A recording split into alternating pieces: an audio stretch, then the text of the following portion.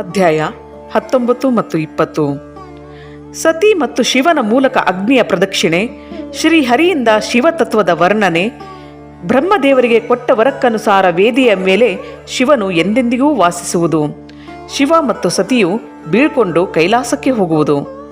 ಬ್ರಹ್ಮದೇವರು ಹೇಳುತ್ತಾರೆ, ನಾರದನೇ, ಕನ್ಯಾದಾನವನ್ನು ಮಾಡಿ ದಕ್ಷನು ಭಗವಾನ್ ಶಂಕರನಿಗೆ ಅನೇಕ ರೀತಿಯ ಬಳುವಳಿಯನ್ನು ಕೊಟ್ಟನು.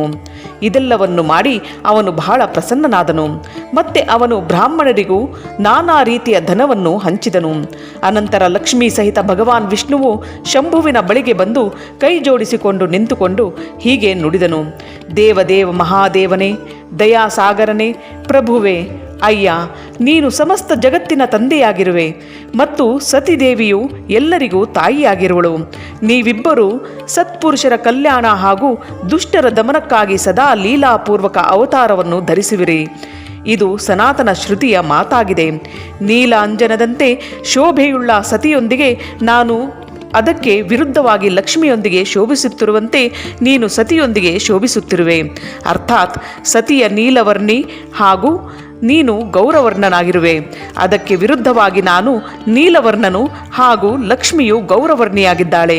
ನಾರದನೇ, ನಾನು ಸತೀದೇವಿಯ ಬಳಿಗೆ ಬಂದು ಬೃಹ್ಯ ಸೂತ್ರೋಕ್ತ ವಿಧಿಯಿಂದ ವಿಸ್ತಾರವಾಗಿ ಎಲ್ಲ ಅಗ್ನಿ ಕಾರ್ಯವನ್ನು ಮಾಡಿಸತೊಡಗಿದೆನು. ಆಚಾರ್ಯನಾದ ನನ್ನ ಹಾಗೂ ಬ್ರಾಹ್ಮಣರ ಆಜ್ಞೆಯಿಂದ ಶಿವೆ ಮತ್ತು ಶಿವನು ಹರ್ಷದೊಂದಿಗೆ ವಿಧಿವತ್ತಾಗಿ ಅಗ್ನಿಗೆ ಪ್ರದಕ್ಷಿಣೆ ಬಂದರು. ಆಗ ಅಲ್ಲಿ ಬಹಳ ಅದ್ಭುತವಾದ ಉತ್ಸವವು ಆಚರಿಸಲಾಯಿತು. ಸಂಗೀತ ನರ್ತನದೊಂದಿಗೆ ಆಗುತ್ತಿರುವ ಆ ಉತ್ಸವವು ಎಲ್ಲರಿಗೆ ತುಂಬ ಸುಖಪ್ರದವಾಯಿತು. ಅನಂತರ ಭಗವಾನ್ ವಿಷ್ಣುವು ಹೇಳಿದನು, ಸದಾಶಿವನೇ, ನಾನು ನಿನ್ನ ಆಜ್ಞೆಯಿಂದ ಇಲ್ಲಿ ಶಿವತತ್ವವನ್ನು ವರ್ಣಿಸುವೆನು. ಸಮಸ್ತ ದೇವತೆಗಳು ಹಾಗೂ ಇತರ ಮುನಿಗಳು ತಮ್ಮ ಮನಸ್ಸನ್ನು ಏಕಾಗ್ರಗೊಳಿಸಿ ಈ ವಿಷಯವನ್ನು ಕೇಳಿರಿ. ಭಗವಂತನೇ, ನೀನು ಪ್ರಧಾನ ಮತ್ತು ಅಪ್ರಧಾನ, ಅಂದರೆ ಪ್ರಕೃತಿ ಮತ್ತು ಅದರಿಂದ ಅತೀತನಾಗಿರುವೆ. ನಿನ್ನ ಅನೇಕ ಭಾಗಗಳಿವೆ. ಹೀಗಿದ್ದರೂ ನೀನು ಭಾಗರಹಿತನಾಗಿರುವೆ. ಜ್ಯೋತಿರ್ಮಯ ಸ್ವರೂಪವುಳ್ಳ ಪರಮೇಶ್ವರನಾದ ನಿನ್ನದೇ ನಾವು ಮೂವರು ಅಂಶರಾಗಿದ್ದೇವೆ. ನೀನು ಯಾರು, ನಾನಾರು ಮತ್ತು ಬ್ರಹ್ಮ ಯಾರು? ಪರಮಾತ್ಮನಾದ ನಿನ್ನದೇ ಈ ಮೂರು ಅಂಶರಾಗಿದ್ದೇವೆ. ಇವರು ಸೃಷ್ಟಿ, ಪಾಲನೆ, ಸಂಹಾರ ಮಾಡುವ ಕಾರಣ ಒಬ್ಬರಿಂದ ಒಬ್ಬರು ಭಿನ್ನರಾಗಿ ಕಂಡುಬರುತ್ತಿದ್ದೇವೆ. ನೀನು ನಿನ್ನ ಸ್ವರೂಪವನ್ನು ಚಿಂತಿಸು. ನೀನು ಸ್ವತಃ ಲೀಲೆಯಿಂದಲೇ ಶರೀರ ಧರಿಸಿರುವೆ. ನೀನು ನಿರ್ಗುಣ ಬ್ರಹ್ಮ ರೂಪದಿಂದ ಏಕನಾಗಿರುವೆ. ನೀನೇ ಸಗುಣ ಬ್ರಹ್ಮನಾಗಿರುವೆ.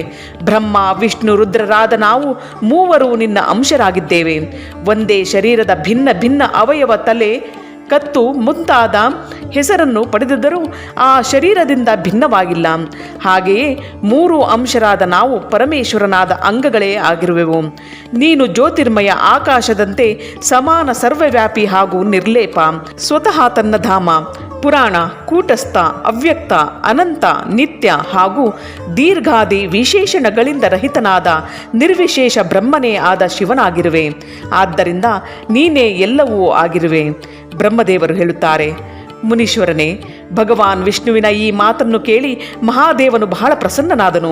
ಅನಂತರ ಆ ವಿವಾಹದ ಯಜ್ಞದ ಸ್ವಾಮಿ ಪರಮೇಶ್ವರ ಶಿವನು ಪ್ರಸನ್ನನಾಗಿ ಲೌಕಿಕ ಗತಿಯ ಆಶ್ರಯವನ್ನು ಪಡೆದು ಕೈ ಜೋಡಿಸಿಕೊಂಡು ನಿಂತಿರುವ ಬ್ರಹ್ಮನಾದ ನನ್ನಲ್ಲಿ ಪ್ರೇಮಪೂರ್ವಕ ಹೇಳಿದನು. ಶಿವನು ಹೇಳುತ್ತಾನೆ, ಬ್ರಹ್ಮನೇ, ನೀನು ವಿವಾಹ ಕಾರ್ಯವೆಲ್ಲವೂ ಚೆನ್ನಾಗಿ ನಡೆಸಿಕೊಟ್ಟೆ. ಈಗ ನಾನು ಪ್ರಸನ್ನನಾಗಿರುವೆ. ನೀನು ನನ್ನ ಆಚಾರ್ಯನಾಗಿರುವೆ. ನಿನಗೆ ಯಾವ ದಕ್ಷಿಣೆ ಕೊಡಲಿ ಹೇಳು. ಸುರಜ್ಯೇಷ್ಠನೇ, ನೀನು ಆ ದಕ್ಷಿಣೆಯನ್ನು ಕೇಳು. ಮಹಾನುಭಾವನೇ, ಅದು ಅತ್ಯಂತ ದುರ್ಲಭವಾಗಿದ್ದರೂ ಅದನ್ನು ಬೇಗನೆ ಹೇಳಿರಿ. ನಿನಗೆ ಕೊಡದಿರುವಂತಹುದು ಯಾವುದೂ ನನ್ನ ಬಳಿ ಇಲ್ಲ. ಮುನಿಯೇ, ಭಗವಾನ್ ಶಂಕರನ ಈ ವಚನವನ್ನು ಕೇಳಿ ನಾನು ಕೈ ಜೋಡಿಸಿಕೊಂಡು ವಿನೀತನಾಗಿ ಅವನಿಗೆ ಪುನಃ ಪುನಃ ನಮಸ್ಕರಿಸುತ್ತಾ ಹೇಳಿದೆನು, ದೇವೇಶನೇ, ಮಹೇಶ್ವರನೇ, ನೀನು ಪ್ರಸನ್ನನಾಗಿದ್ದರೆ, ನಾನು ವರವನ್ನು ಪಡೆಯಲು ಯೋಗ್ಯನಾಗಿದ್ದರೆ ನಾನು ಸಂತೋಷದಿಂದ ಹೇಳುವ ಮಾತನ್ನು ನೀನು ಪೂರ್ಣಗೊಳಿಸು. ಮಹಾದೇವನೇ, ನೀನು ಇದೇ ರೂಪದಿಂದ ಈ ವೇದಿಯಲ್ಲಿ ಸದಾಕಾಲ ವಿರಾಜಿಸುತ್ತಿರು. ಆದ್ದರಿಂದ ನಿನ್ನ ದರ್ಶನದಿಂದ ಮನುಷ್ಯರ ಪಾಪಗಳು ತೊಳೆದು ಹೋಗುವವು. ಚಂದ್ರಶೇಖರನೇ, ನಿನ್ನ ಸಾನ್ನಿಧ್ಯವಿರುವುದರಿಂದ ನಾನು ಈ ವೇದಿಯ ಸಮೀಪದಲ್ಲೇ ಆಶ್ರಮವನ್ನು ಮಾಡಿಕೊಂಡು ತಪಸ್ಸು ಮಾಡುವೆನು. ಇದೇ ನನ್ನ ಅಭಿಲಾಷೆಯಾಗಿದೆ. ಚೈತ್ರ ಶುಕ್ಲ ತ್ರಯೋದಶಿ ಪೂರ್ವ ಫಾಲ್ಗುಣಿ ನಕ್ಷತ್ರದ ಭಾನುವಾರದಂದು ಈ ಭೂತಳದಲ್ಲಿ ಭಕ್ತಿ ಭಾವದಿಂದ ನಿನ್ನ ದರ್ಶನ ಮಾಡುವ ಮನುಷ್ಯನ ಪಾಪಗಳೆಲ್ಲವೂ ನಾಶವಾಗುವವು, ವಿಪುಲ ಪುಣ್ಯದ ವೃದ್ಧಿಯಾಗುವುದು ಹಾಗೂ ಸಮಸ್ತ ರೋಗಗಳು ಸಮೂಲವಾಗಿ ನಾಶವಾಗಿ ಹೋಗುವವು. ದುರ್ಭಾಗ್ಯಳಾದ ನಾರಿಯು ವಂದ್ಯ, ಕುರುಡಿ ಅಥವಾ ರೂಪಹೀನಳಾಗಿದ್ದರೂ ಅವಳು ನಿನ್ನ ದರ್ಶನ ಮಾತ್ರದಿಂದಲೇ ಖಂಡಿತವಾಗಿ ನಿರ್ದೋಷಳಾಗುವಳು. ನನ್ನ ಈ ಮಾತು ಅವನ ಆತ್ಮಕ್ಕೆ ಸುಖ ಕೊಡುವಂತಹುದಾಗಿತ್ತು. ಇದನ್ನು ಕೇಳಿ ಭಗವಾನ್ ಶಿವನು ಪ್ರಸನ್ನ ಚಿತ್ತನಾಗಿ ಹೇಳಿದನು, ವಿಧಾತನೇ, ಹಾಗೆಯೇ ಆಗಲಿ. ನೀನು ಹೇಳಿರುವುದರಿಂದ ನಾನು ಸಮಸ್ತ ಜಗತ್ತಿನ ಹಿತಕ್ಕಾಗಿ ನನ್ನ ಪತ್ನಿ ಸತಿಯೊಂದಿಗೆ ಈ ವೇದಿಯಲ್ಲಿ ಸುಸ್ಥಿರ ಭಾವದಿಂದ ಸ್ಥಿತನಾಗಿರುವೆನು. ಹೀಗೆ ಹೇಳಿ ಪತ್ನಿ ಸಹಿತ ಭಗವಾನ್ ಶಿವನು ತನ್ನ ಅಂಶರೂಪವಾದ ಮೂರ್ತಿಯನ್ನು ಪ್ರಕಟಿಸಿ ವೇದಿಯ ಮಧ್ಯಭಾಗದಲ್ಲಿ ವಿರಾಜಮಾನನಾದನು. ಅನಂತರ ಸ್ವಜನರ ಮೇಲೆ ಸ್ನೇಹವನ್ನಿಡುವ ಪರಮೇಶ್ವರ ಶಂಕರನು ದಕ್ಷನಿಂದ ಬೀಳ್ಕೊಂಡು ತನ್ನ ಪತ್ನಿ ಸತಿಯೊಂದಿಗೆ ಕೈಲಾಸಕ್ಕೆ ಹೊರಟನು. ಆಗ ಉತ್ತಮ ಬುದ್ಧಿಯುಳ್ಳ ದಕ್ಷನು ವಿನಯದಿಂದ ತಲೆಬಾಗಿಸಿ ಕೈ ಜೋಡಿಸಿಕೊಂಡು ಭಗವಾನ್ ವೃಷಭಧ್ವಜನನ್ನು ಭಕ್ತಿಯಿಂದ ಸ್ತುತಿಸಿದನು. ಮತ್ತೆ ಶ್ರೀ ವಿಷ್ಣುವೇ ಮೊದಲಾದ ಸಮಸ್ತ ದೇವತೆಗಳು, ಮುನಿಗಳು, ಶಿವಗಣಗಳು ನಮಸ್ಕಾರ ಪೂರ್ವಕ ನಾನಾ ರೀತಿಯಿಂದ ಸ್ತುತಿಸಿ ಬಹಳ ಆನಂದದಿಂದ ಜಯ ಜಯಕಾರ ಮಾಡಿದರು. ಅನಂತರ ದಕ್ಷನ ಆಜ್ಞೆಯಿಂದ ಶಿವನು ಸಂತೋಷವಾಗಿ ಸತಿಯನ್ನು ವೃಷಭನ ಬೆನ್ನ ಮೇಲೆ ಕುಳ್ಳಿರಿಸಿ ತಾನು ಆರೂಢನಾಗಿ ಆ ಪ್ರಭುವು ಹಿಮಾಲಯದ ಕಡೆಗೆ ಹೊರಟನು. ಭಗವಾನ್ ಶಂಕರನ ಪಕ್ಕದಲ್ಲಿ ಕುಳಿತಿರುವ ಸುಂದರ ಹಲ್ಲುಗಳುಳ್ಳ ಮನೋಹರವಾಗಿ ನಗುವ ಸತಿಯು ತನ್ನ ನೀಲಶ್ಯಾಮ ವರ್ಣದ ಕಾರಣ ಚಂದ್ರನಲ್ಲಿರುವ ನೀಲಿ ರೇಖೆಯಂತೆ ಶೋಭಿಸುತ್ತಿದ್ದಳು. ಆಗ ಆ ನವದಂಪತಿಗಳ ಶೋಭೆಯನ್ನು ನೋಡಿ ಶ್ರೀ ವಿಷ್ಣುವೇ ಮೊದಲಾದ ಸಮಸ್ತ ದೇವತೆಗಳು, ಮರೀಚಿಯೇ ಆದ ಮಹರ್ಷಿ ಹಾಗೂ ಇತರರು ಅಲುಗಾಡದೆ ತಟಸ್ಥರಾಗಿ ನಿಂತುಬಿಟ್ಟರು. ಹಾಗೂ ದಕ್ಷನು ಮೋಹಿತನಾದನು. ಅನಂತರ ಕೆಲವರು ವಾದ್ಯಗಳನ್ನು ನುಡಿಸತೊಡಗಿದರು. ಇನ್ನು ಕೆಲವರು ಮಧುರ ಸ್ವರದಿಂದ ಹಾಡತೊಡಗಿದರು. ಎಷ್ಟೋ ಜನರು ಸಂತೋಷದಿಂದ ಶಿವನ ಕಲ್ಯಾಣಮಯ ಉಜ್ವಲ ಯಶಸ್ಸನ್ನು ಹಾಡುತ್ತಾ ಅವನ ಹಿಂದೆ ಹಿಂದೆ ನಡೆಯುತ್ತಿದ್ದರು. ಭಗವಾನ್ ಶಂಕರನು ದಾರಿ ಮಧ್ಯದಿಂದಲೇ ದಕ್ಷನನ್ನು ಪ್ರಸನ್ನತೆಯಿಂದ ಹಿಂದಕ್ಕೆ ಕಳಿಸಿಕೊಟ್ಟನು.